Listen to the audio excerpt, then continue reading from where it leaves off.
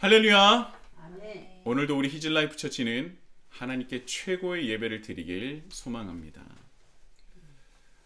일주일 동안 귀한 한 주 보내셨습니까?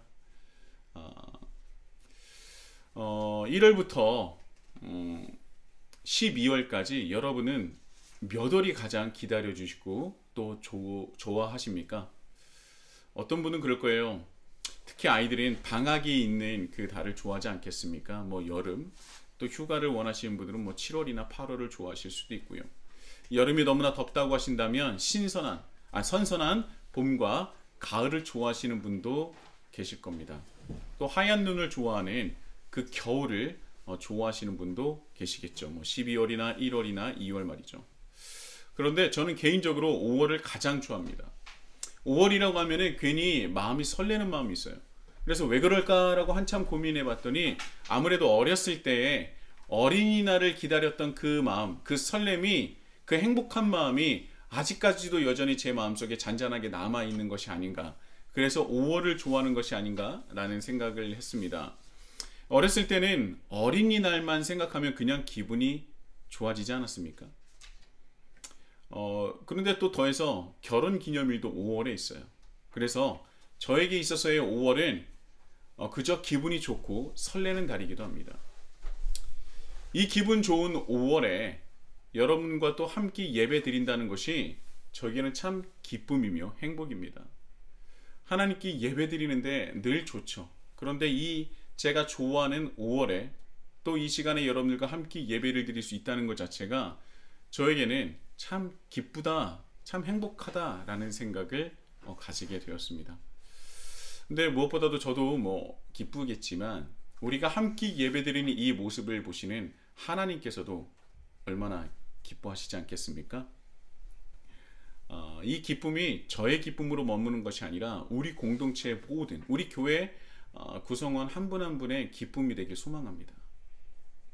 우리 한번 축복해 볼까요? 서로 바라보면서 사랑합니다. 감사합니다. 사랑합니다. 감사합니다. 함께 예배드림이 저에게 기쁨입니다. 함께 예배드리니 기쁨입니다. 네, 저의 아들의 얼굴은 그렇게 기뻐하지 않는 것 같아요. 언젠가는 하나님께 드리는 예배가 정말 우리 마음속 깊은 곳에서 우러나는 정말 귀한 예배가 있을 거라 저는 분명히 믿습니다.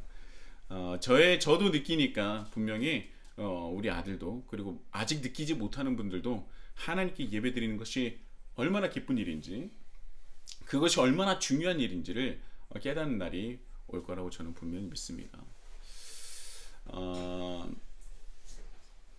우리 히즐라이프 처치는요, 연초부터 요한복음으로 은혜를 나누고 있습니다. 오늘은 요한복음 1장 12절에서 13절까지의 말씀으로 써는 마지막 설교가 되지 않을까라고 생각을 합니다. 하나님의 자녀가 되는 권세, 이 5번째 시간이고요.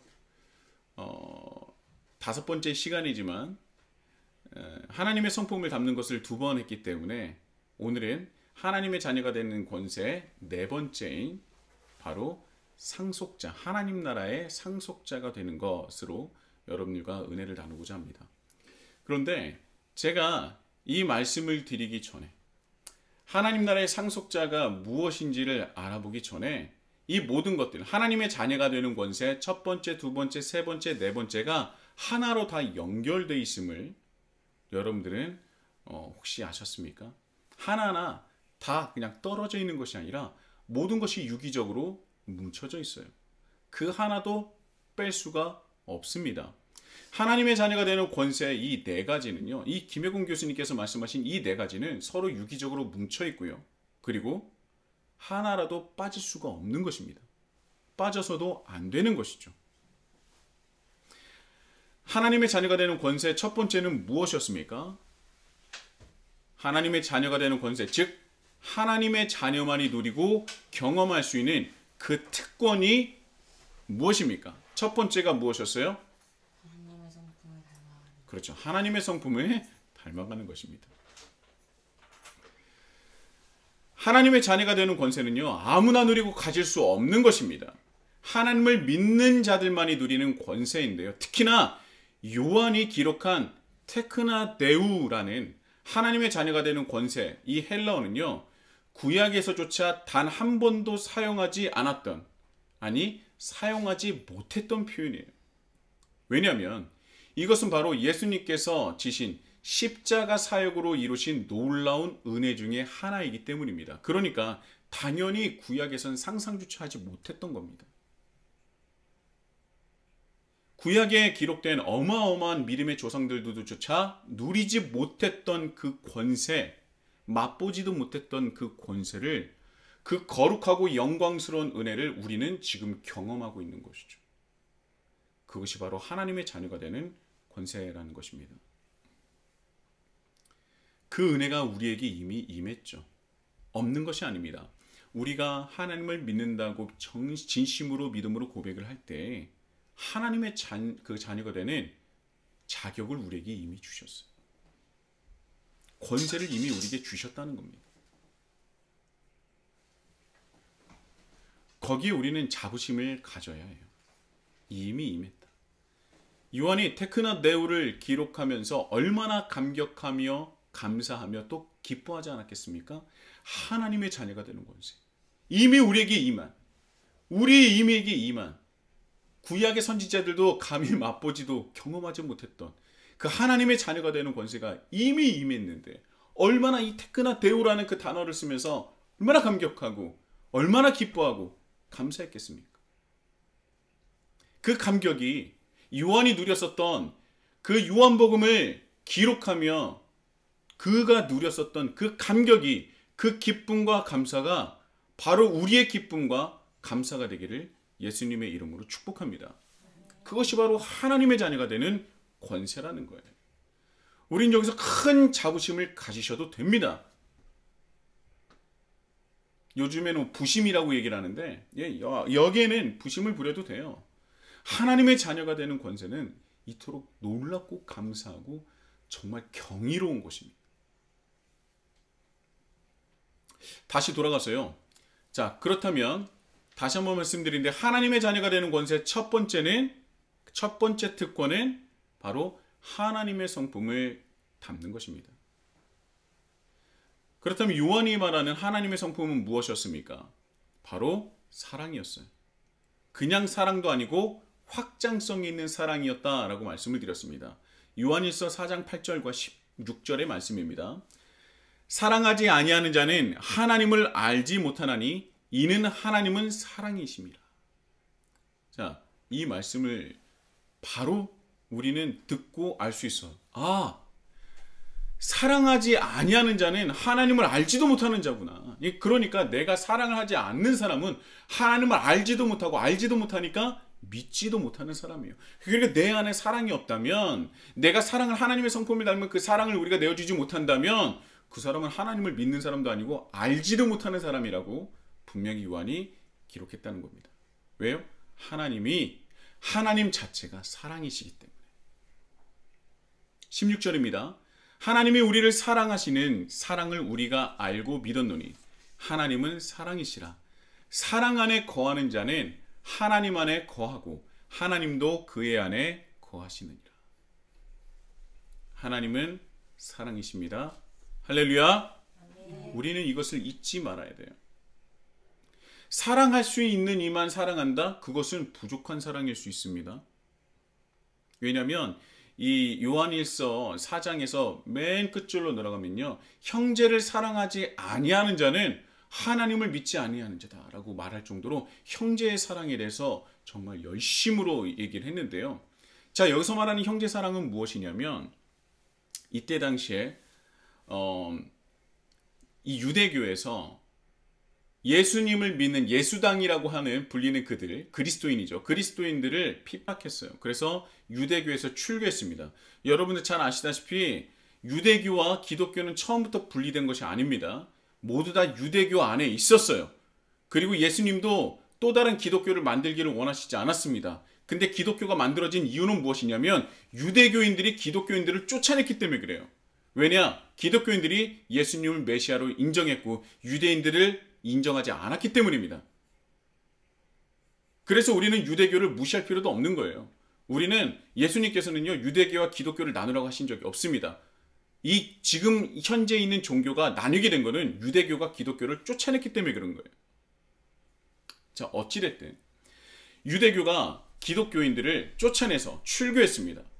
그런데 제가 이전에도 말씀드렸다시피 이때 당시에는 지금과 달라서 이 우리 민족 한 민족 안에 가족 공동체 안에 한 민족 안에 있는 것이 나의 생사와 직결돼 있었어요.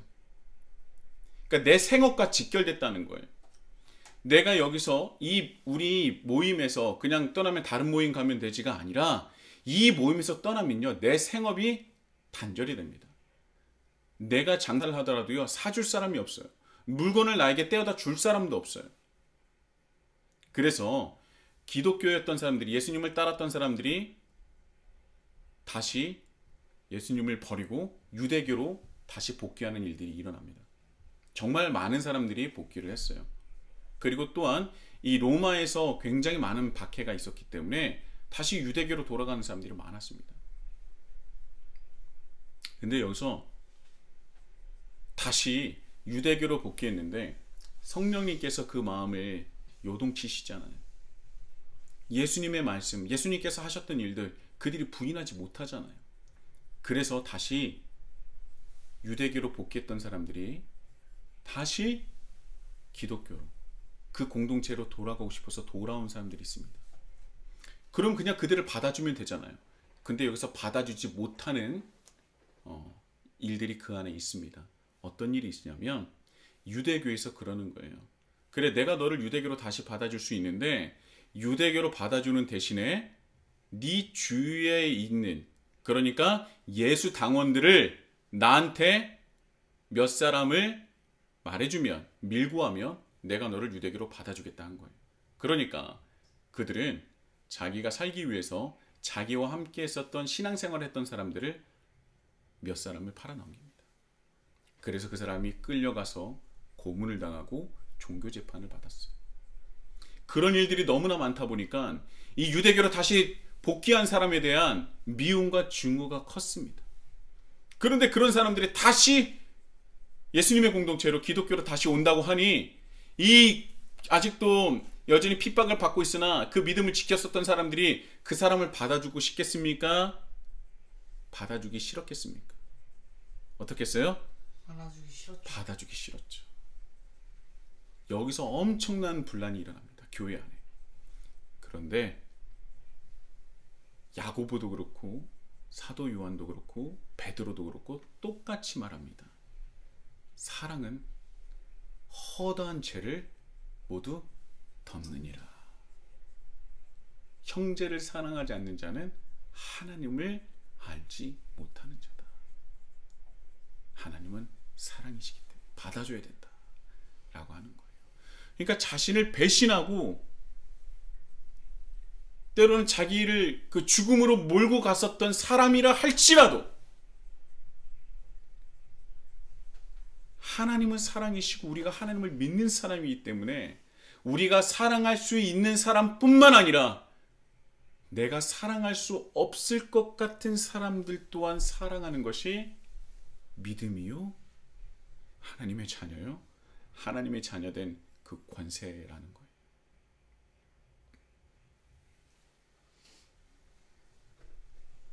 그게 바로 하나님은 사랑이시라.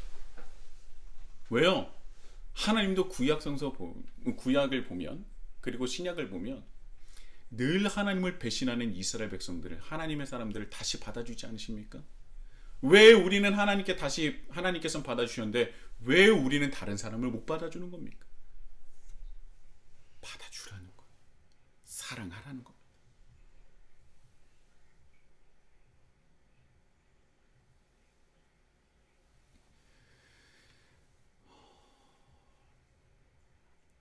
하나님 자체가 사랑이십니다.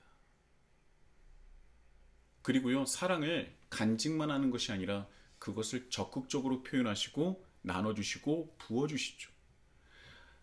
하나님께서 그 사랑을 그냥 가지고 계신 것만이 아니라 그것을 적극적으로 부어주시고 나눠주신다는 거예요. 그 사랑의 실체가, 나누어짐의 실체가 바로 예수 그리스도 아닙니까? 하나님의 사랑은 말로만 하는 사랑이 아니라 매우 적극적이며 실체적이에요. 구체적입니다. 상대방의 필요를 채워주는 사랑이죠. 예수님을 이 땅에 보내신 이유가 무엇입니까? 이 땅에 있는 모든 사람들이 하나님과 감히 하나님을 바라볼 수 없는 존재가 되죠. 죄 때문에 하나님을 바라볼 수 없습니다. 하나님의 이름조차 부르는 것을 두려워하는 사람들입니다. 하나님을 만약에라도 바라보게 된다면 내가 죽게 되었도다 라고 절망할 수밖에 없는 사람들이었어요. 그런데 그들에게 가장 필요한 것이 무엇이라 생각한 겁니까? 바로 이들에게 필요한 것은 바로 내가 필요한 거구나. 내가 필요하구나. 그래서 예수님을 보내주신 거예요. 예수님께서 하나님께서 우리에게 보여주신 사랑은 상대방의 필요를 채워주는 사랑이었던 겁니다.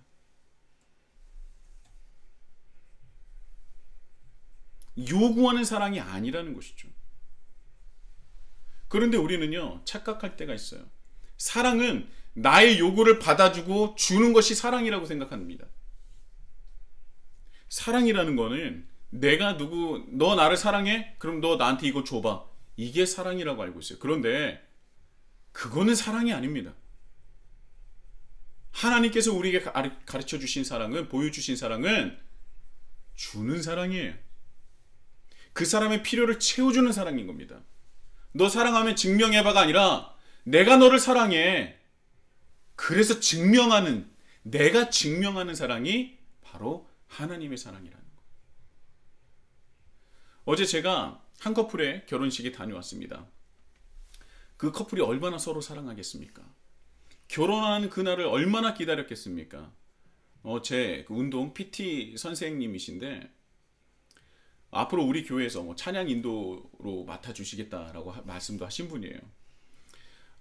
두 분이 이제 대표님과 이제 원장님이라고 말씀을 하시는데 그 두 분이 함께 PT샵을 운영하고 계십니다. 보기가 참으로 좋았어요. 저는 이 두 분은 분명히 주는 사랑으로서 행복하게 사실 거라고 저는 분명히 믿습니다. 하지만요, 이 세상의 사랑은 대부분 여러분 나눠주거나 내 것을 나눠주거나 채워주는 사랑이 아니라 오히려 요구하는 사랑 아닙니까? 끝없이 요구합니다. 여러분 인터넷에 결혼의 조건이라고 한번 쳐보십시오. 어마어마한 조건이 나옵니다. 내가 준비하는 건요 거의 안 나와 있어요. 이 결혼의 조건이 무엇이냐면 상대방 이건 말하기도 좀 그런데 정말 어마어마한 조건입니다. 저는 지금 조건이면 결혼 못합니다. 저는 결혼할 때 제가 늘 말씀드렸죠. 제 계좌에 딱 12만 원이 있었습니다. 그런 사람을 받아주셔서 너무나 감사하죠. 요즘 사랑은요 조건들이 너무나 많아요.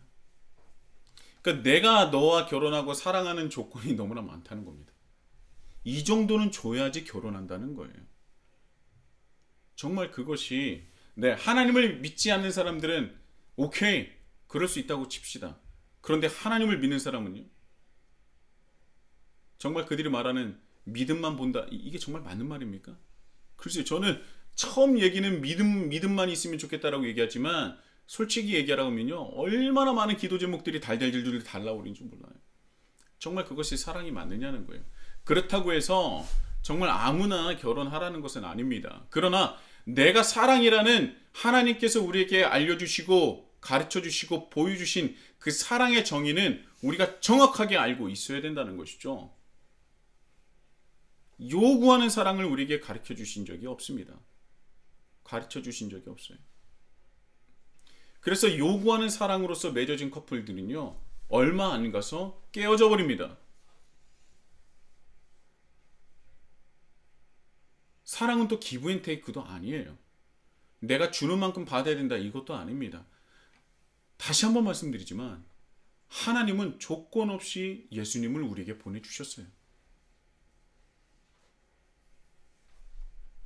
그리고 모든 인류를 위해서 그리고 하나님께서 창조하신 모든 창조물들을 위해서 예수님을 이 땅에 보내주신 것입니다. 예수님이 필요했기에.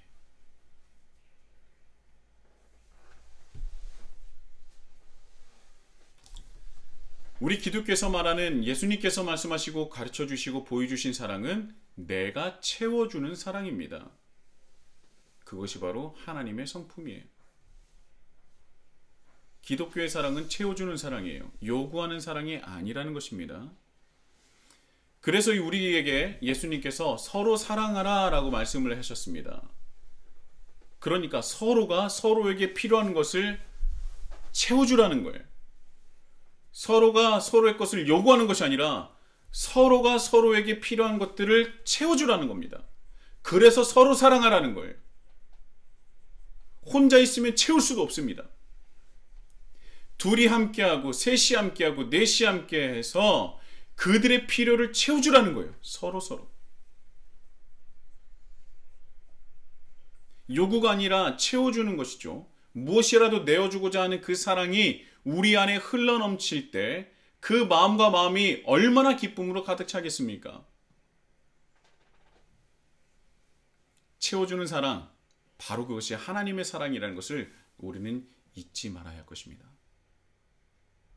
이 성품을 담는 것이 바로 하나님의 자녀가 되는 권세, 우리가 누려야 할 첫 번째 특권인 것이죠. 자, 두 번째는 무엇이었습니까? 바로 하나님의 성품으로 세상을 살아가는 그들에게는 반드시 하나님의 보호하심과 인도하심이, 지켜주심이 있다는 거예요.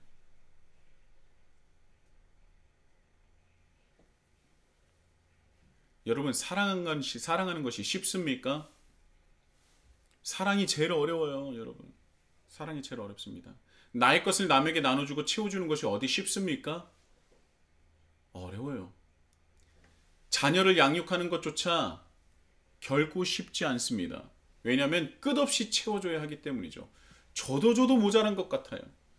줘도 더 달라고 합니다.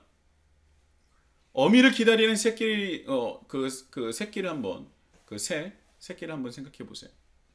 입만 이만큼 열어서요, 자는 시간만 빼놓고는 계속 먹이를 달라고 합니다. 그 새끼의 배를 채우기 위해서는요, 그 작은 새가 하루에 30회에서 50회가량 사냥에 성공을 해야 됩니다.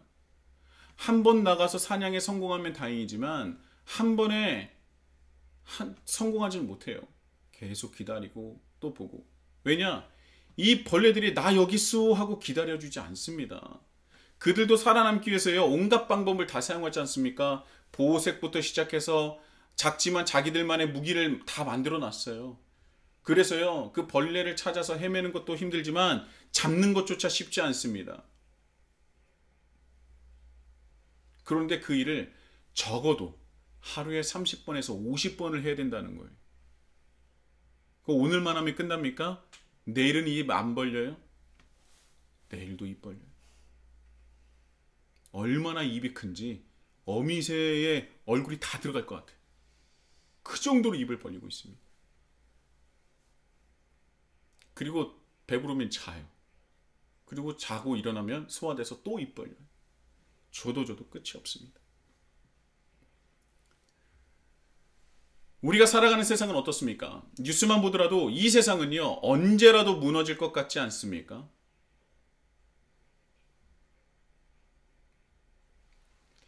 우리가 줘도 계속 부어줘야 되는데, 이 세상은요, 우리가 살아가는 이 세상은요, 주기도 벅찬 세상이 됐어요. 주기도 너무나 무서운 세상이 됐습니다.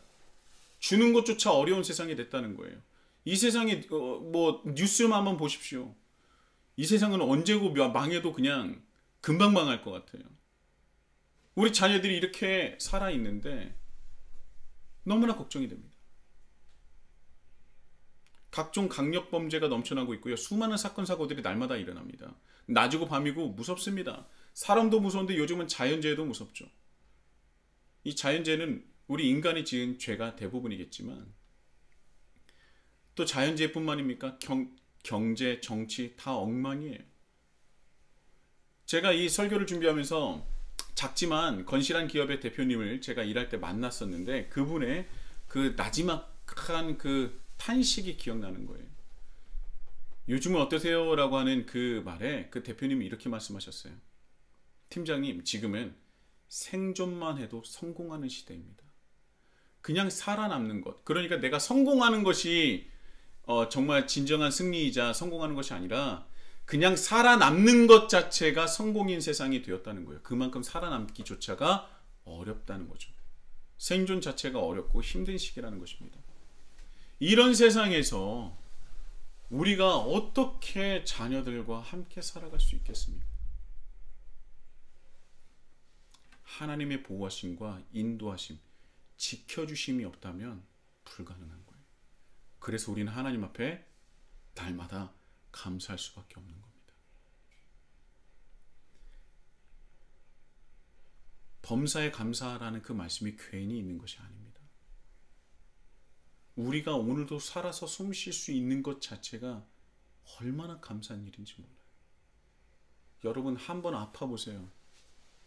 과연 내가 내일 눈을 뜰 수 있을까 두렵지 않습니까? 그렇게 큰 병을 겪으신 분들은요, 이 말뜻을 잘 아실 거예요. 오늘 내가 숨쉬고 맛있는 밥을 먹고 그리고 내가 이 세상을 바라볼 수 있는 것 자체가 너무나 큰 기적이고 감사가 넘칠 일이라는 거예요.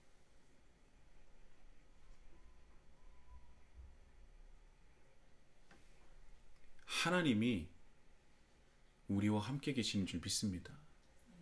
우리가 이 세상을 하나님의 성품을 닮은 사랑으로서 우리가 서로 사랑하며 살아갈 때에 반드시 하나님은 우리를 지켜주시고 보호하시고 지켜주실 것입니다. 그래서 하나님의 자녀가 되는 두 번째 이 특권은요, 하나님의 보호하심과 지켜주심을, 인도하심을 경험하는 거예요. 때론 이런 분도 있습니다. 아무리 살아도 하나님이 나와 함께 계시는 것이 잘 느껴지지 않는다는 거예요. 아무리 내가 하나님을 믿는다고 교회도 열심히 예배를 드리고 내가 봉사까지 하는데 내가 살아가는데 하나님이 나와 함께 계시나? 이런 생각이 든다는 거예요. 그렇다면 그 사람에게 무엇이 부족한 겁니까? 하나님의 자녀가 되는 권세 첫 번째가 부족한 것은 아닙니까? 정말 서로 사랑하고 있습니까? 그 서로의 사랑은 확장되고 있습니까? 당신이 살아가는 목적과 방향성은 어디에 있습니까? 정말 하나님과 하나님 나라를 위한 것이 맞습니까?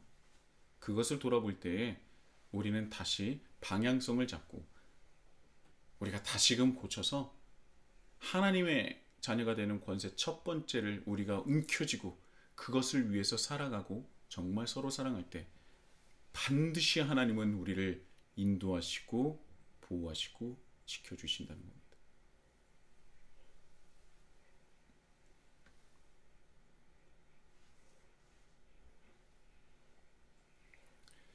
하나님께서는 예수님을 통해서 분명히 약속하셨습니다.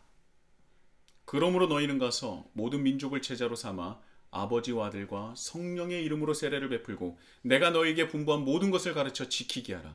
볼지어다 내가 세상 끝날까지 너희와 항상 함께 있으리라 하시니라. 아멘. 이건 약속하신 거예요. 하나님과 우리와의 약속은 인간이 그것을 놓는 것이지 하나님을 단 한 번도 우리와 맺으신 언약을 약속을 깨신 적이 없습니다. 이것은 우리가 요구한 약속도 아니라 예수님께서 직접 우리에게 말씀하시면서 약속하신 거예요. 이것은 절대 깨지지 않습니다. 모든 민족을 제자로 삼아 아버지와 아들과 성령의 이름으로 세례를 베풀고 내가 너에게 분부한 모든 것을 가르쳐 지키게 하는 자들에게는 예수님께서 끝날까지 항상 함께 하시는 것입니다. 주님께서 세상 끝날까지 우리와 함께 계시는 줄 믿습니다. 이것을 느끼셨으면 좋겠어요. 경험하실 거라 저는 분명히 믿습니다. 그 사랑을 가지고 세상에 나아가 채워주는 이들에게 하나님의 놀라우신 사랑이 늘 함께하는 것이죠. 여러분 죽을 것 같지만 절대 죽지 않습니다. 실패하지만 다시 일어날 수 있는 거예요. 낙담할 수도 있으나 하나님께서 분명히 회복시켜 주신다는 겁니다. 누가요? 바로 우리 하나님 아버지께서 우리를 세우시고 일으키시고 다시 걷게 하실 거라는 것입니다. 세상에서 실패는 끝이라고 말하지만 우리는 끝이라고 말하지 않아요. 또 다른 하나님의 은혜의 시작이라고 말을 하는 것입니다. 하나님은 실패하시지 않습니다. 우리를 통하여 분명히 하나님 나라를 확장하실 것이기 때문이죠. 그저 우리는 하나님 계획 안에 우리가 참여하면 되는 것입니다. 그런데요, 여러분, 서로 사랑하라. 사랑을 혼자 할 수 있습니까? 사랑을 혼자 할 수 있어요? 할 수 있어요. 내가 나를 사랑하는 것. 근데 위험한 사랑 아닙니까? 제가 말했죠. 내가 나를 사랑하는 것은 나쁜 것은 아니나 내가 나만을 사랑하는 것은 죄가 된다는 겁니다. 하나님께서 우리에게 가르쳐 주신 사랑은 서로 사랑이에요. 혼자 사랑할 수 있는 것이 아닙니다. 왜 서로 사랑하라고 말씀하셨을까요? 왜 서로 함께하라고 말씀하셨을까요? 서로 필요한 것을 왜 채워주라고 말씀하셨을까요? 왜 그랬을까요?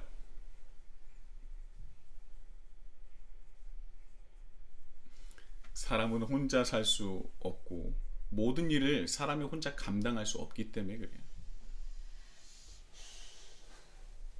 하나님께서 남자와 여자가 하나가 되게 하신 이유는요, 가정에서 자녀를 양육함에 있어서 혼자 감당하기가 매우 어렵기 때문입니다. 둘이 하나가 되어야만이 그나마 아이들을 양육하는 데 있어서 함께 해야지만이 그나마 감당할 수 있어요. 저 또한 남편과 아버지로서 이것을 절실하게 느끼고 있습니다. 공감해요. 100% 공감합니다. 혼자 못합니다.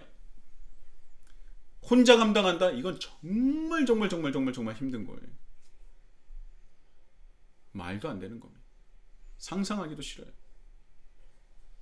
그래서 결혼하면 100년 해로하라는 이유는 뭐냐면 둘이 행복하게 잘 살라는 이유도 있지만 하나님께서 우리에게 말씀하신 첫 번째 명령, 생육하고 번성, 이 가정, 아이들 양육에 대해서도 분명히 하나님께서 뜻이 있다는 것입니다. 혼자 못하는 거예요. 함께 할 수 있기에 그나마 감당할 수 있는 것 아닙니까? 그래서 하나님께서는요, 하나님의 성품으로 세상을 나아가기 위해서 성품으로 세상을 나아가기 위해서 보호하시고 인도를 하시는데 한 가지를 더 추가하신 겁니다. 바로 믿음의 공동체를 세우라라는 것이죠. 혼자 감당할 수 없다는 겁니다. 하나님 나라를 혼자 감당할 수 없다는 거예요. 그래서 하나님께서 만드신 공동체는 가정으로 시작해서 그 가정과 가정이 또 하나하나가 모여서 믿음의 공동체를 이루게 되는 겁니다. 그리고 그 믿음의 공동체가 서로 사랑하면서 서로 필요를 채워주면서 이 세상을, 깨어진 이 세상을 하나님 뜻대로 살아가는 이들이 점차 많아지게 되는 것이죠. 그럼 그 안에 하나님 뜻대로 살아가는 그 공간은 어떤 것이 되는 겁니까? 바로 그곳이 하나님 나라가 되는 거라는 거예요. 하나님의 통치가 이루어지는 것. 하나님의 뜻이 완벽하게 실현되는 것. 그것은 혼자 감당하기 어렵다. 그래서 서로 사랑하라고, 형제를 사랑하라고 말씀하셨고, 둘이 하나 됨을 원하셨고, 그리고 그 가정을 통해서 수많은 이 또 다른 공동체를 이루기를 원하셨다. 그래서 하나님의 자녀가 되는 권세 세 번째가 바로 믿음의 공동체 안에서 속하는 것입니다. 가정이라는 공동체를 시작으로 그것이 더욱더 확장하여서, 기독교의 특징이 뭐라고요? 확장성이 있다고 했죠? 사랑도 확장, 공동체도 확장, 이 확장되는 것입니다. 가정이 확장된 공동체로 서로를 사랑하고 서로의 필요를 채워주는 공동체예요. 자신의 의견을 요구하거나 드러내고 목소리를 높이는 것이 아니라 서로의 필요를 채워주는 사랑의 공동체가 바로 교회라는 것입니다. 지금 대부분의 한국 교회는요, 많이 무너진 것이, 이런 모습이 많이 무너진 것은 사실이지만 하나님께서 분명히 하나님의 자녀가 된 권세를 회복한 이들을 통해서 저는 분명히 다시 일으켜 세워주실 거라 믿습니다. 하나님의 공동체는 절대 무너지지 않을 거예요. 시간이 가면 갈수록 더욱더 피폐해지고 삭막하고 메마른 세상에서 그리스도인으로 살아간다는 것은 거의 불가능에 가까워졌습니다. 막막하지 않습니까? 그렇게 사세요라고 하면 막막하지 않아요? 교회 안에서 예배를 드리면 이렇게 살아야 된다, 저렇게 살아야 된다, 이런 모습으로 지내야 된다라고 한다면, 그 말을 들으면 막상 그렇게 살려고 본다면 너무나 막막하고 어떻게 해야 될지도 모르겠고, 그렇게 하면 또 안 될 것 같다는 생각도 들어요. 겁이 덜컥 납니다. 그래서 공동체가 필요한 거예요. 그런 사람들을 다독여주고 그 사람이 부족한 것을 채워주고 그 사람의 필요를 채워주는 공동체가 있으면 부족함이 있더라도 그렇게 살아갈 수가 있는 것이죠. 혼자 여행을 떠나는 것도 좋지만 사랑하는 사람과 떠나는 여행은요, 기쁨이 배가 되는 것입니다. 여러분 한번 상상해 보세요. 서로 사랑하는 이들이 똑같은 목적과 똑같은 방향성을 가지고 함께 걸어가고 살아간다 생각해 보세요. 정말 든든하지 않습니까? 그게 바로 교회라는 것이죠.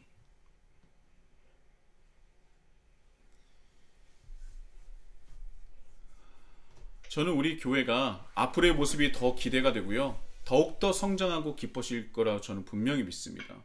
우리 교회, 우리 공동체가 아직은 부족한 것이 많지만, 연약하지만 분명히 하나님께서 함께 하시기에 앞으로의 모습이 더 기대가 되고요. 정말 날로 성장하는 그런 귀한 히즐라이프 처치가 될 거라 저는 분명히 믿습니다. 여러분들 함께 해주시고요. 같이 기도하시고 같이 하나님 나라를 함께 이루어 나갔으면 좋겠습니다. 말씀을 마치도록 하겠습니다. 자, 이렇게 첫 번째, 두 번째, 세 번째, 이렇게 우리가 열심으로 다름질하고 열심으로 노력해서 하나님의 성품을 닮으려고 노력하고 살아갈 때, 그리고 우리가 그러므로 말미암아 하나님의 보호하심과 인도하심을 경험할 때에, 그러므로 말미암아 서로 사랑하여서 믿음의 공동체를 이룰 때에 우리가 받게 되는 마지막 네 번째, 하나님의 자녀가 되는 네 번째 그 권세가 무엇입니까? 바로 하나님 나라의 상속자가 된다는 것입니다. 그러니까 하나님의 자녀가 되는 권세 네 가지가 모두가 다 유기적으로 다 엮여 있다는 거예요. 하나도 빠질 수 없습니다. 모든 것이 다 연결되어 있는 거예요. 우리가 첫 번째, 두 번째, 세 번째를 우리가 열심으로 우리가 이뤄낼 때 드디어 하나님의 자녀가 되는 권세 네 번째, 대망의 하나님 나라의 상속자가 될 수 있다는 것입니다.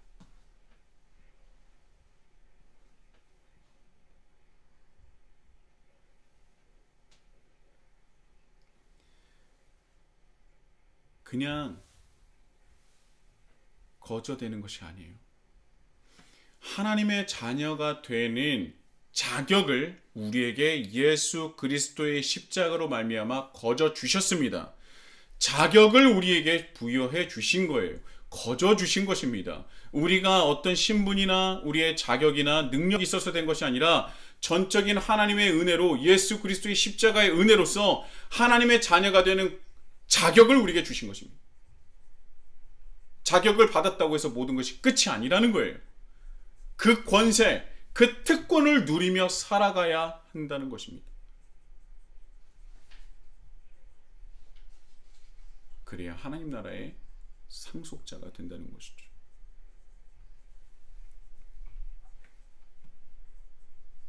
여러분, 하나님 나라의 상속자가 되시길 예수님의 이름으로 축복합니다. 축복합니다.